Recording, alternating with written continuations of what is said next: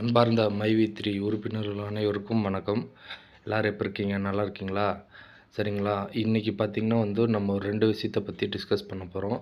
அது என்ன 2 விஷயம்னா, ஃபஸ்ட்டு விஷயம் பார்த்திங்கன்னா நம்ம எம்டி சாருக்கு உடம்பு சரியில்லைன்னு சொல்லிட்டு நிறையா பேர் ஃபேஸ்புக்கில் பார்த்திங்கன்னா நிறைய ஸ்ப்ரெட் பண்ணிகிட்ருக்கீங்க. அதெல்லாம் ஒன்றுமே கிடையாது. அவர் நல்லா இருக்கார்.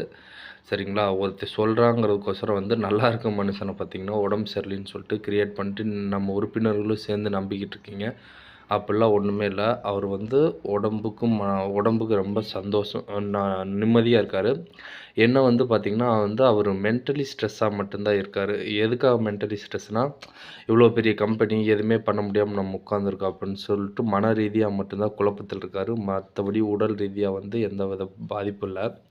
சரிங்களா.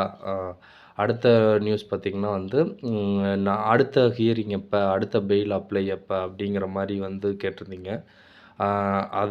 அதுவும் முன்ன அந்த தகவலும் நமக்கு கிடச்சிருக்கு. அது என்னன்னு பார்த்திங்கன்னா, போன ஜூலை 5 நம்ம எம்டி சார் சரண்டர் ஆனார். இப்போ ஆகஸ்ட் 5 ஆயிடுச்சு. சரிங்களா.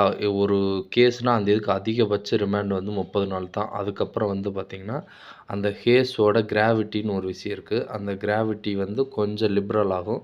அதனால் நம்ம உடனே அப்ளை பண்ண வேணாம். இந்த வாரம் கடைசியில் நம்ம பெயில் அப்ளை பண்ணிட்டு அடுத்த வாரத்தில் நமக்கு ஹியரிங் வரும். ஹியரிங் வந்துச்சுன்னா கட்டாயம் பெயில் கிடைக்கும் அப்படின்னு சொல்லிட்டு சீனியர் லாயர்லாம் சொல்லியிருக்காங்க.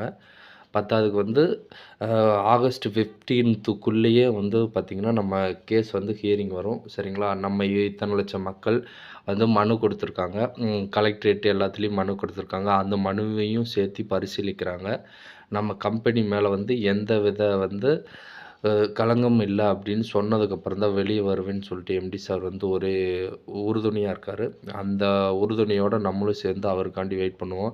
ஆனால் கட்டாயம் ஆகஸ்ட் 15க்குள்ளே அவர் வெளியே வந்துடுவார். ஆகஸ்ட் மாதம் இறுதிக்குள்ளே பார்த்திங்கன்னா நமக்கு எல்லாத்துக்கும் பணம் போடப்படும் அப்படின்னு சொல்லிட்டு போன வாரம் நடந்த அத்தாரிட்டி போர்டு மீட்டிங்லேயே சொல்லியிருக்காங்க.